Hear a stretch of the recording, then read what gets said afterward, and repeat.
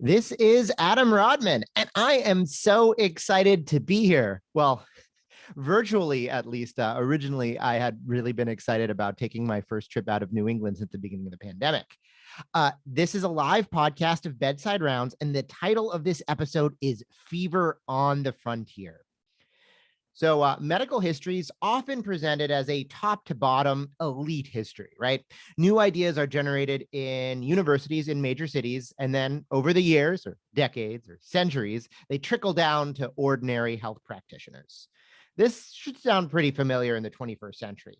And I think a good example of that is this idea of the ivory tower. So ivory tower, if you go back thousands of years ago, it comes from the Song of Songs, and it's a symbol of purity. But in the last couple hundred years, it's actually used derisively and means essentially a rigid academic hierarchy that's largely out of touch with the experiences of the actual people doing stuff in the real world.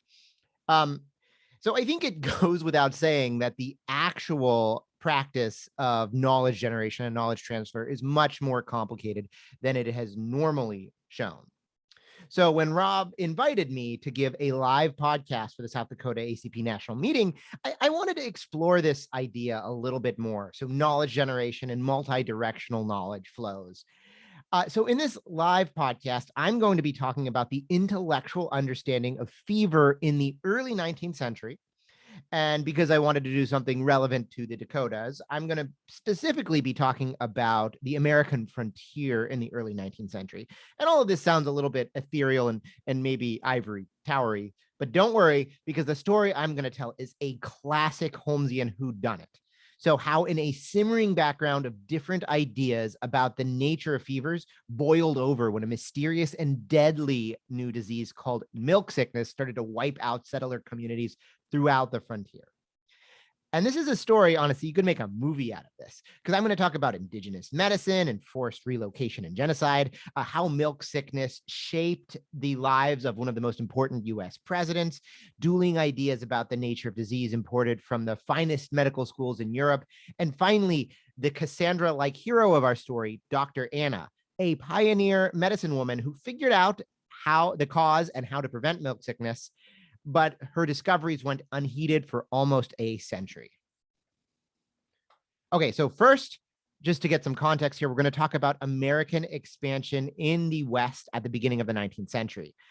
Decades later, we're talking like 1800, 1810 now, but decades later, this would be called Manifest Destiny. We like to call it that. It's also called continentalism. Basically, these are the ideas that the United States was ordained by God to fill the entire continent. And you can understand why people might feel this way. So Louisiana Purchase, as a reminder, and it was in 1803. It basically doubled the size of the United States. Now, of course, this massive amount of territory was already inhabited by the people who had been living there for thousands of years. We don't have a great sense of exactly how many. There were probably up to 10 million indigenous people pre-contact. By the time of the Louisiana Purchase, probably about 600,000 people were living in this territory. However, despite this nominally becoming part of the United States in 1803, there wasn't really widespread immigration from the original colonies and the new states until after the War of 1812, and in particular, the Treaty of Ghent in 1815. That had two main effects. First, the British left their fortifications in the area. It's not like the British were attacking settlers, though. What it really did is it ended any hope of indigenous nations. That was one of the things that the British had held out for at the Treaty of Ghent, in favor of an official policy of displacement by American settlers.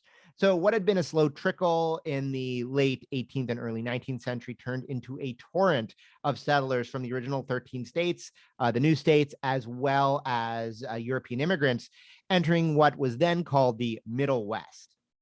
So, of course, we're talking here virtually in South Dakota. While most of the lands you can see on this map were actually the lands of the in the Louisiana Purchase, the Dakota Territory wasn't really organized until the right before the Civil War. And just to be clear, this is an example of territorial claims of indigenous groups. And I believe this map starts right at the time of the Louisiana Purchase, or right before the Louisiana Purchase. So I want to talk actually just about one settler family to get an example of what it would have looked like. And I'm going to talk about the protagonist of this story, and that is Anna Pierce. So Anna Pierce was born in 1808 in Philadelphia. At the time, Philadelphia was one of the biggest cities in the United States with over 40,000 people.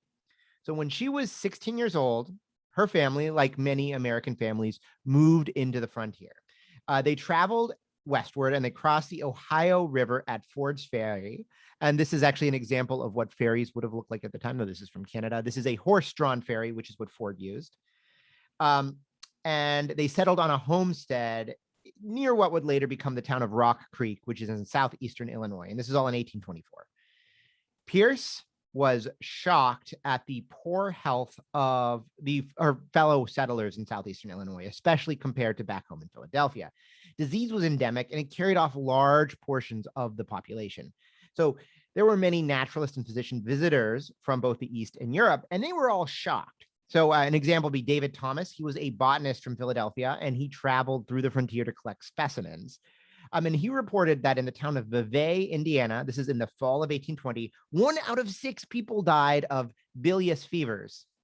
The next year, in 1821, an eighth of the population of Indianapolis, which was the biggest city of the frontier, died of intermittent fevers and agues. Ague, just so you guys know, because I'm going to be saying it a fair amount, was a pretty common word in the time, which meant a high fever with rigors in particular, and often was considered a disease in and of itself. So in Indianapolis, so many people were sick and dying that the few people who were not sick were basically, they couldn't do anything except care for those who were ill. Fear of fever and death was universal among the settlers of the American Middle West.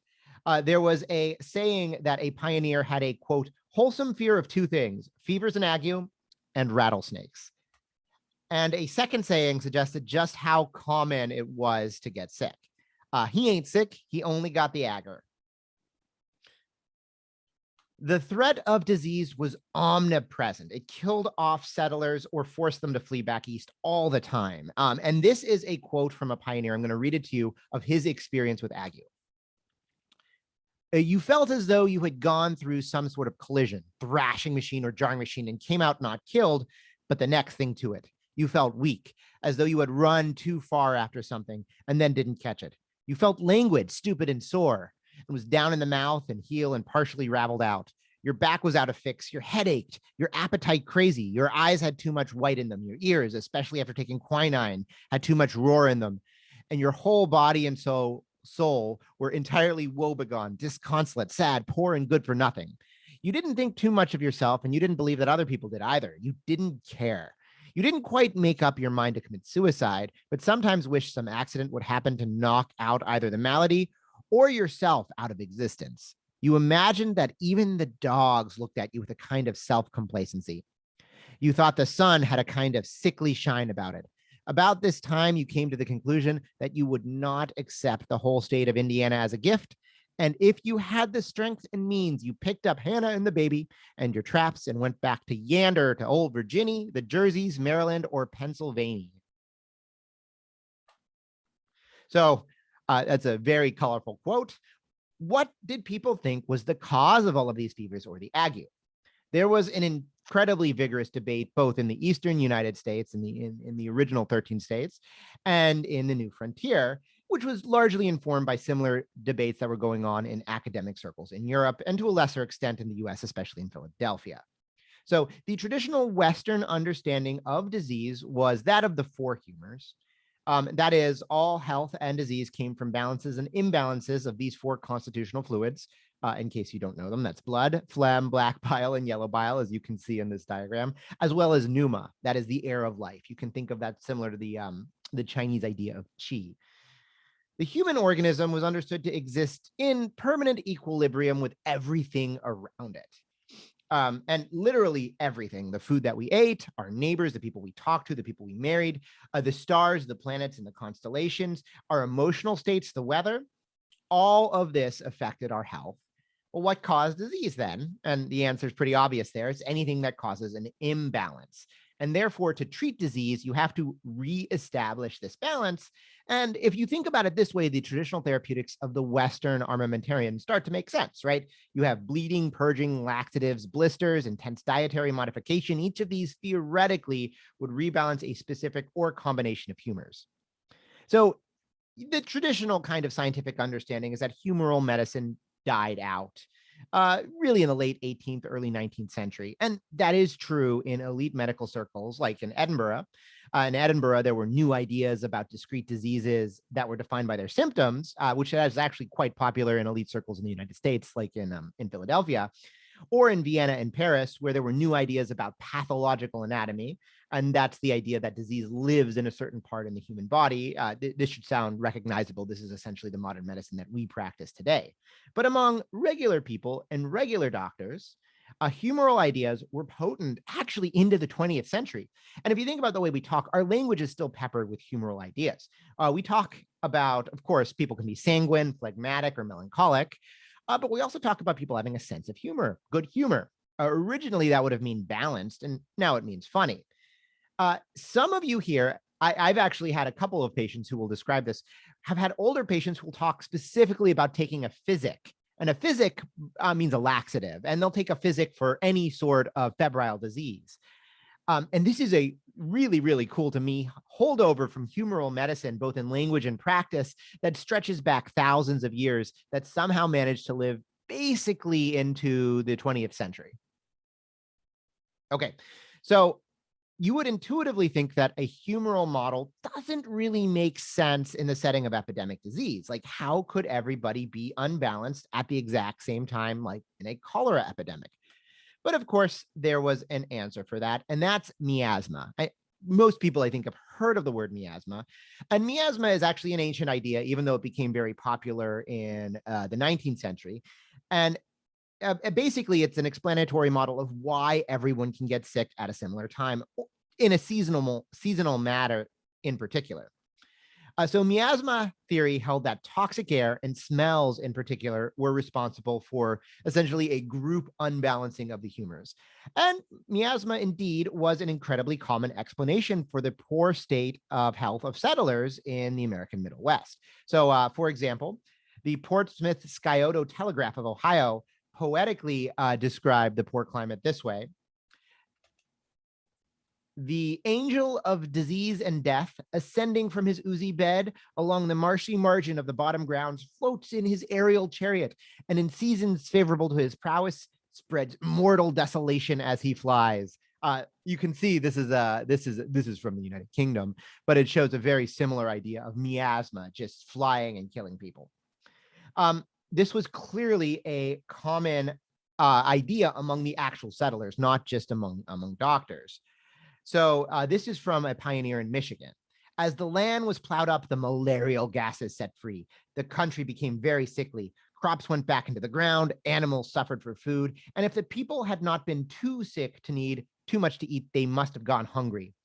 The pale, sallow, bloated faces of that period were the rule. There were no healthy faces except of persons just arrived. So miasma, however, was not the only explanatory model for fevers, for the poor health. Diathesis was also an incredibly popular argument. So diathesis, the strict definition, is a hereditary disposition towards a disease. We actually say diathesis still. I always find it super fascinating how certain words, like reminiscent of older ideas, still exist in modern medicine. So most of you have probably heard of a bleeding diathesis, which technically means a presumed hereditary bleeding disorder. In the 19th century, though, diathesis was used much more broadly.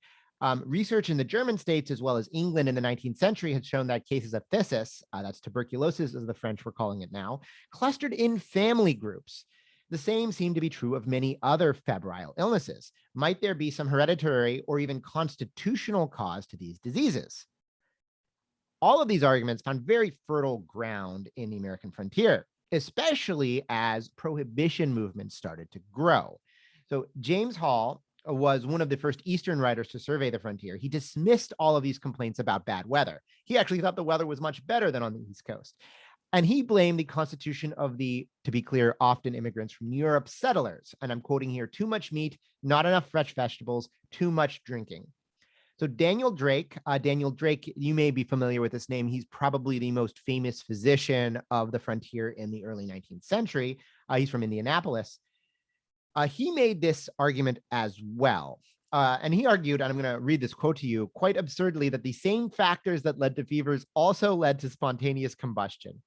The bodies of corpulent inebriates, when asleep, have in several instances taken fire by the accidental contact of a burning coal or candle, and all of the soft parts have been reduced to ashes or driven off in clouds of thick smoke.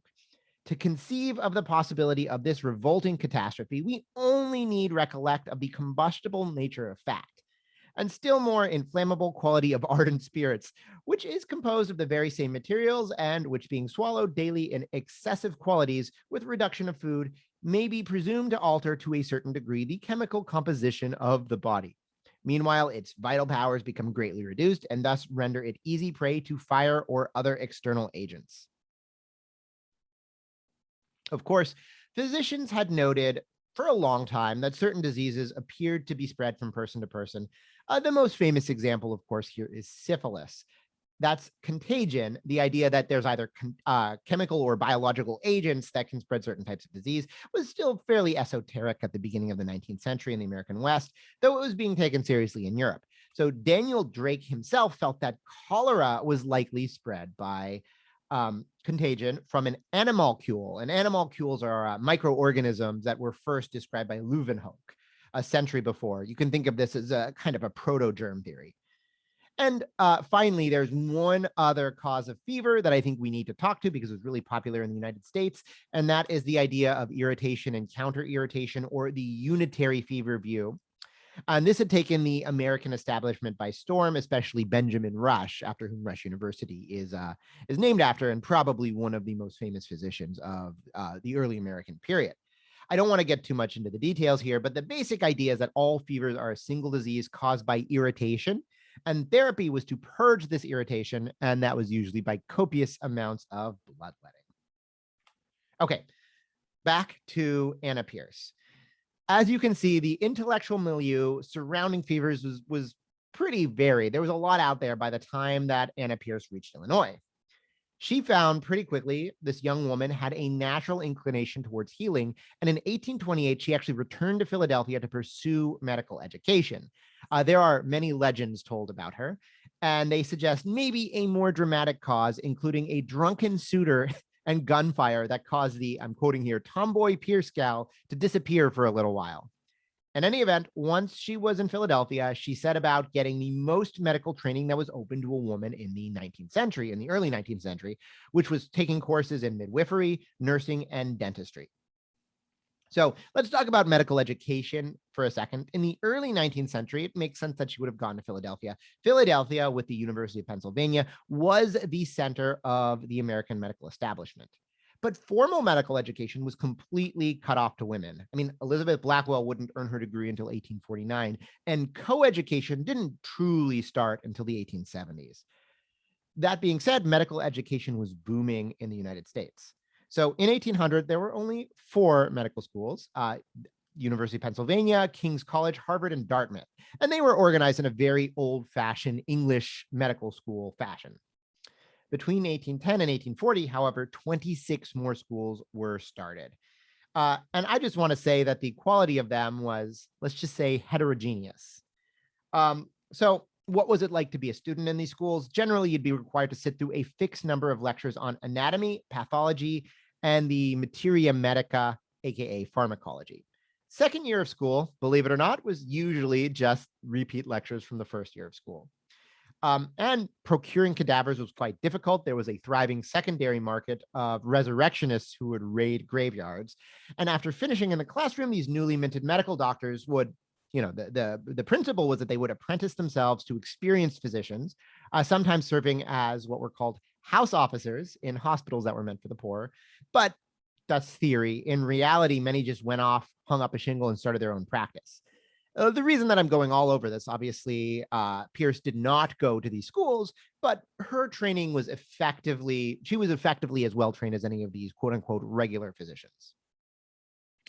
So she returned to the frontier. Formally trained physicians were generally regarded with skepticism among frontier communities, which largely relied on manual labor, though by the 1830s, views were starting to change. Doctors would pretty standard be a jack of all trades. So I think Pierce is a great example. She lived on a homestead and farmed. She also delivered babies, she pulled teeth, she did minor surgeries, and she treated medical illnesses. Her lack of a medical degree did not stop her from gaining respect. So she was called Dr. Anna by the people in her community. And just to be clear, especially because she marries and remarries and her last name changes, I'm going to call her Dr. Anna as well for the remainder of this episode. So the implements of these frontier physicians, including Dr. Anna, were generally lacking. If you were in Vienna or Paris in the 1830s, you'd have a stethoscope, a thermometer, a plexometer, and a panoply of fancy surgical implements, some of which are pretty much the same as today. But in Dr. Anna's time and place, this was all incredibly rare. A frontier doctor spent most of her time on the road, and fees were often not money, but IOUs. I don't know what Dr. Anna's fee schedule was, but I have an example of Springfield, Illinois. I'll read it to you, or I'll show it to you as well, of their fee schedule. Oh, sorry. These are the medical implements I was mentioning. This is a stethoscope, a pleximeter, and a thermometer. But the fee schedule, this is from about 1820. Daytime visit in town, $1. You can travel up to 4 miles for only $2 more. Each additional mile is 50 cents. Prices are double for night visits. You just want advice, $1. Each dose of medicine, 50 cents. Vaccination, and to be clear, at this point, vaccination meant smallpox vaccination, is $1. Natural parturition, $5 to $10. Fractures, to fix a fracture, is $5 to $10. Amputation, $25 to $100. And a lithotomy, a very painful, risky procedure, $100 to $200. So Dr. Anna, she was the only physician in southeastern Illinois. She had a thriving practice. And I think you can clearly see this, not today, but in the early 20th century, because in the 1930s, there were still legends being told about her when they were finally written down. There is no evidence that her practice strayed from kind of the traditional practice of a country physician until the 1830s, when a mysterious new disease hit town after town in southeastern Illinois. And that disease is what this episode is about, milk sickness. So the fevers that Dr. Anna and the people of the frontier had seen were terrible, no doubt, but they were diseases that were well known to medicine. Milk sickness appeared to be something completely new, never described before. It would arise pretty much out of nowhere, and devastating livestock, killing entire families, and basically causing whole settlements to be abandoned. I'm going to guess none of you have heard of this disease in the 21st century, but on the frontier, it caused massive amounts of death. And I'm going to give some statistics to show how bad that was. So in an analysis of Dubois County in Indiana, 50% of the recorded deaths in the first few decades of the 19th century were from milk sickness. Similar studies in areas where it was endemic show that very similar numbers, that almost half of people who died from milk sickness. The first cases show up in the medical literature in 1809. And it describes a syndrome of weakness, myalgias, vomiting, very foul breath. Patients with milk sickness, you could apparently smell them before you even walked in the house. And then coma and death. And it appeared to affect both livestock and humans alike.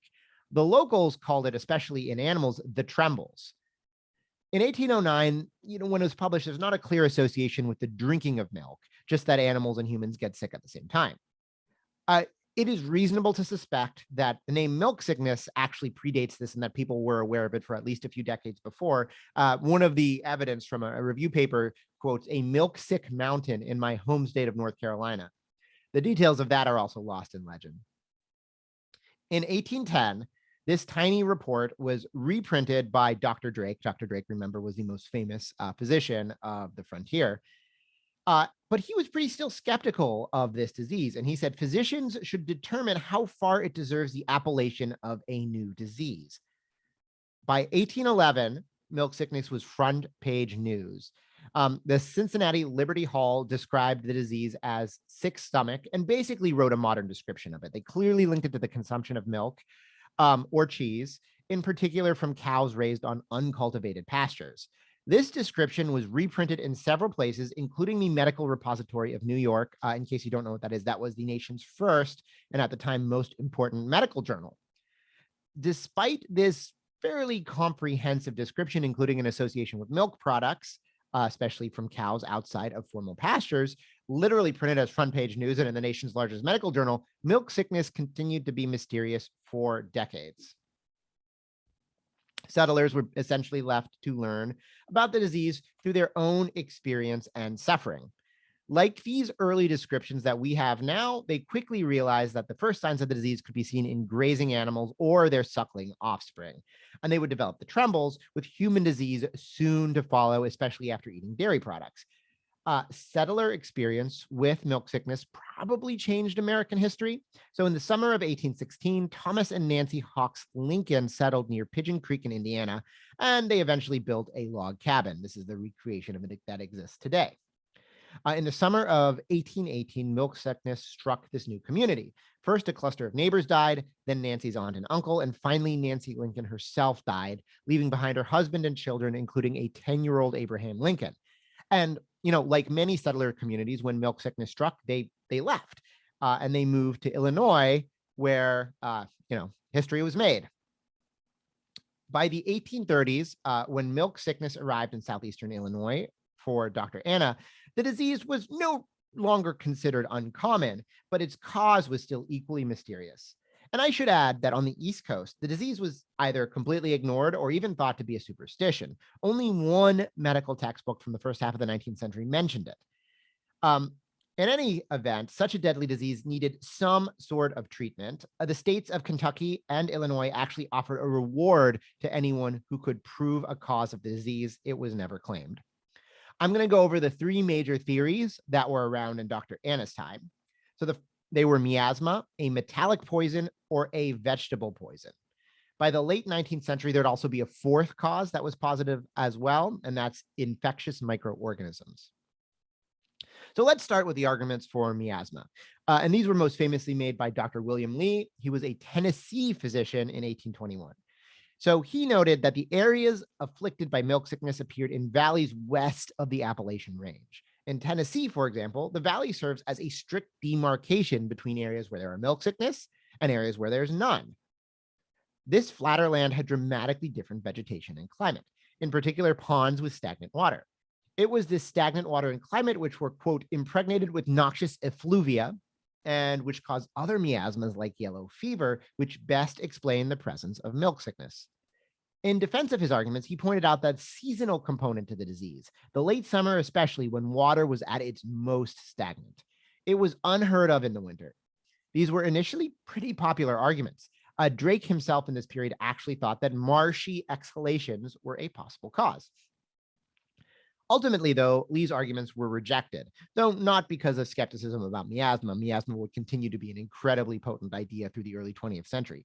Drake himself would point out that milk sickness wasn't really truly a fever, despite the common appellation. Patients were not hot for the most part. The areas affected were also very, very small, only 40 to 50 acres at a time, where neighboring areas would be unaffected. And they tended actually to happen in areas where there were not swamps or ponds. Milk sickness would strike in forested hills and valleys where the disease. And finally, by this period, there was also a strong association with the consumption of tainted milk and cheese in particular. That is not at all consistent with miasma. Right, so this makes the poisoning argument a lot stronger. One popular theory driven by Seton suggested that arsenic poisoning or a similar heavy metal was to blame. This was based mostly on symptoms, especially after the consumption of food. But all of the mineral arguments had the same fundamental problem. If the disease came from a mineral in the soil, why did it have such a clear seasonal association? The trembles in animal and milk sickness in humans should be present whenever cows were producing milk. Why would the disease just immediately disappear after killing dozens of people?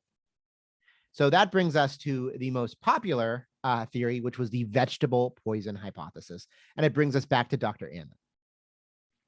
In 1834, milk sickness came to southeastern Illinois. As the only medical practitioner around, Dr. Anna spent her days treating the ill, but she found that none of her traditional therapeutics, we don't know exactly what they were, but presumably bloodletting, calomel, and medicinal herbs to serve as both laxatives and purgatives, none of them worked. The disease turned out to strike very close to home. Both her mother and her sister-in-law were killed by the disease, and her father almost died. Just like the Lincolns and the settler that I quoted earlier on, this experience convinced the Pierce family to return to Philadelphia. Dr. Anna, however, wanted to stay with her community. So she had married Jefferson Hobbs and settled into a small homestead where she continued her medical duties. Her journal documents her increasing obsession with milk sickness after her family is killed, or members of her family are killed. And I should note that there's no evidence at all that Dr. Anna received any medical journals from back east or had any communication with the formal medical establishment, which in any event was hundreds of miles away. In her personal journals, you can see, however, that she approaches this problem with an incredibly scientific eye. So she notes that over the 3 years she had seen milk sickness in her community, the disease had been completely seasonal, starting in June and ending after the first frost. Cows were certainly the most affected, but milk cows were actually less affected. This to her seemed to confirm the association with milk consumption. Thus, her first intervention. I'm quoting here. I am now convinced that the poison which kills the calves and people saves the cows by being daily discharged through the milk glands. So I am writing a few letters this morning and telling everyone I can to abstain wholly from milk and butter from June till after the killing frosts. Her next observation was even more essential. While other animals, such as pigs, would get the trembles, horses, sheep, and goats basically never got it, if at all. What was the difference between these animals? Well, they were very picky eaters, and they would actually travel further afield for good food. Cows and pigs, on the other hand, ate whatever was around. So by her logical reasoning, the cause of the trembles and milk sickness must be something that a cow would eat, but that a horse, sheep, or goat would not. So on an early fall day in 1834, Dr. Anna set out to experiment and to get her answer. So she packed a small lunch, her rifle, and her dogs for protection, as well as her herb basket, and she followed her cattle into the woods. Every time she saw them graze on an herb, she picked it up and put it in her basket. Her plan actually had been to test them all by giving them back to the animals later and seeing what made them sick. By midday, she had collected a number of herbs and roots when she ran into an older Shawnee woman. And in her journal, she called her, quote unquote, Aunt Shawnee. So remember, I mentioned earlier of the hundreds of thousands of indigenous people who had long lived in these lands that were now called the American frontier. One of these groups were the Shawnee, and they had lived in what was now Ohio, based at the village of Wapakoneta. In 1831, the US government forced the Shawnee to sign a removal treaty, and they were forced marched to a reservation in Kansas and later to Indian Territory, which is now Oklahoma. This woman, she was fleeing forced removal, was a traditional healer, basically a medicine woman like Dr. Anna herself. Dr. Anna gave her her lunch and then brought her back to the homestead to recover. This Aunt Shawnee proved to be incredibly helpful. She actually was already aware. She knew what caused the trembles. And she looked through Dr. Anna's collected herbs and quickly showed her the causative agent and a plant that was called white snake root. This herb was actually used as a traditional medication by the Shawnee, in particular for treating snake bites. And Aunt Shawnee went and showed Dr. Anna where there was a large stand of white snake root growing on their homestead. So Dr. Anna used this collection of white snake root to perform a number of experiments with her own livestock. Basically, she force-fed it to them and noted that they all developed the trembles when they were fed the white snake root. So after this, she actually launched a community eradication program in southeastern Illinois. She would bring in other farmers and their children, show them about the plant, and instruct them on their own homesteads to uproot and burn it all. This eradication program went on for 3 years, and the disease was successfully eliminated from southeastern Illinois in this period. Dr. Anna even grew a patch of white snake root in her own garden so that anyone visiting could identify it and eliminate it in their own areas much later. Just a few years later, a farmer named John Rowe repeated Dr. Anna's experiment, feeding white snake root to his cows, and he again showed that the herb caused the trembles, and by extension, milk sickness. Unlike Dr. Anna, his results were actually written up in multiple newspapers as well as a medical journal. So, to be clear, I know of no connection between the two of them. It may have been that people were talking about Dr. Anna's experiments. It may have been completely independent. I don't know. In any event, you would think that would be the end of milk sickness. The cause of the disease was settled, and there was a workable and pretty cheap solution. And of course, this is not what happened. Dr. Anna and John Rowe's findings were explicitly rejected by the scion of frontier medicine himself, Dr. Drake, who by this time was a believer in the vegetable poison hypothesis, but he had decided that poison ivy was the culprit. And I should also note that Dr. Drake, based in Indianapolis, had never seen a case of the disease himself, though to his credit, he did meet to travel to Rowe and observe his experiment. So the cause of milk sickness went completely unheeded by the medical community.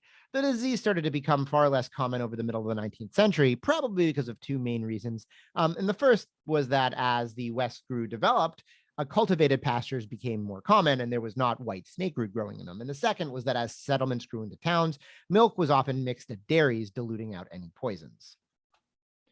Milk sickness would have one final nosologic moment in the sun, even as it killed far less frequently, and that's germ theory. So, quick refresher here. Robert Koch had identified the anthrax bacillus in 1876, and within a few short decades, microorganisms had been found to be the cause of a panoply of diseases. There's tuberculosis and cholera, both of which were discovered by Koch and his team, but also pneumonia, erysipelas, plague, and a whole host of animal diseases. Koch advanced his four postulates, which you probably learned in medical school, essentially that an organism must be only found in the disease, be able to be cultured independently, able to cause disease in the healthy individual when reintroduced, and then cultured out again. I want to be clear here. Koch's postulates are not accurate. They were not accurate at the time of Koch, and he knew it. But they set off let's just call it a scientific adventure that every single disease could be defined in terms of infectious microorganisms. And milk sickness was no different. The most famous example was in 1909 when Jordan and Harris isolated an organism they called Bacillus lactimorbi from a cow with the trembles. They inoculated 6 dogs with a culture of this organism. 2 showed symptoms consistent with the trembles, and 1 of them died. In retrospect, they made the animals septic with an unrelated bacillus species. And at the time, these tests were far from conclusive. So we get to the early 20th century. Human disease was an afterthought at this. The trembles was a disease of cattle. Milk sickness basically didn't exist anymore. In 1828, a scientist at the US Department of Agriculture finally settled this debate, isolating a toxin from white snake root that he called trematol, named after the tremors the disease called. 55 years after her death, Dr. Anna had been proven right. So why did it take so long for the medical community to definitively establish the cause of milk sickness? Why was Dr. Anna's work not heeded? Well, in retrospect, there were some pretty practical reasons. First, we know now that trematol exists in different concentrations in different strains of snake root. So it's likely that when Dr. Anna's experiment was repeated, it might not have worked. So, for example, one of the reasons Drake dismissed Rowe so much was that other farmers reported that their cattle ate from different stands of snake root without developing the trembles. Similarly, almost by definition, milk sickness would only strike isolated communities because large population centers pooled their milk in dairies. So elite physicians, including elite physicians on the frontier like Drake, had effectively never seen a case. There's also a lot of bias. There was bias against irregular physicians, let alone women and indigenous healers. Even when they were respected in their own communities, the medical world at large would not take the word of an irregular medicine woman helped by an indigenous healer. No amount of practical experience could shake the hierarchy of the ivory towers. And I know I've been picking on Drake a lot, but at least he accepted that the disease existed, because back in Philadelphia and Boston, the zeitgeist was that milk sickness was just misidentification of other types of fevers by ignorant country doctors. And finally, and what I get most excited about, there were epistemological reasons that it took so long to identify the cause. The search for a cause of milk sickness was clouded by pre-existing intellectual ideas about what causes disease and fevers in particular. The first that it must be miasma, and later that it must be an infectious microorganism. Even as all the evidence pointed to a poisonous source, medical elites, the type who write textbooks, tried to fit the disease into a model that they understood. And while to us, Dr. Anna's approach appears to be scientific, based on empirical observation, experimentation, this approach to medical therapeutics took a considerable amount of time to catch on in the United States. It really wasn't until the middle of the 19th century that people were routinely performing experiments, decades after this had become the practice in Europe. Okay, So what happened to the protagonist and the antagonist of our story? The rest of Dr. Anna's life, unfortunately, was not necessarily happy. Her husband died of pneumonia the year after she had eliminated milk sickness from her community, and she later remarried an abusive bandit. There are a lot of stories about this. I have no idea how true they are. Unlike the milk sickness stories, they're based off of oral legends that were written down years later and not documentary evidence. But the stories tell that she jumped off a cliff, she survived over the Ohio River to escape him and his abuse, and was later essential to stopping his band of river pirates. And as for the antagonist of our story, milk sickness, by the late 19th century, it had effectively disappeared with the quote unquote closing of the frontier. Um, the name actually lived on for quite some time because William Osler included it in his famous textbook, even though he had never seen a case. It was so rare in the beginning of the 20th century that when the International Classification of Diseases, the ICD, was formed, it wasn't even included. There have been clusters of cases in the 20th century. The most recent I could find was from the 1960s, which was entitled Tremetol Poisoning, Not Quite Extinct. We know now that tremetol kills by causing a severe ketoacidosis. In fact, oral and rectal bicarbonate had been used successfully in the late 19th and early 20th centuries. And in fact, in this case, there were 2 infant children. They had a dramatic ketoacidosis, which was successfully treated with intravenous bicarbonate. Both made full recoveries. It's my guess is that it's almost a given that cases of milk sickness exist and just go unidentified. These 2 in the 60s almost did, if not for the fact that the attending physician remembered a long ago case. And I'm quoting here, "It is certain that the possibility of tremetol poisoning would not have occurred to me had I not remembered one previous similar case seen in 1946. The patient was an older child from across the Mississippi River in Illinois, drinking raw milk from a poisoned cow. Snake root poisoning developed in a typical manner." So that is it for my story and this podcast. I hope that you enjoyed this. For me, this was a fascinating look, basically a case report in epistemology and nosology, and about how the identification of a new disease can stress our explanatory models, even when the answer is right in front of our noses. So I will open this up to any questions. If you like this sort of thing, I run a medical podcast called Bedside Rounds with the American College of Physicians. You can listen to all the episodes anywhere you get podcasts. The website's bedsiderounds.org, and you can get CME or MOC points just by listening to the episodes if you're a member of the American College of Physicians. And if you want to get in touch with me, this is my Twitter handle at Adam Rodman MD, and that is my email address. Thank you guys so much. This has been truly an honor.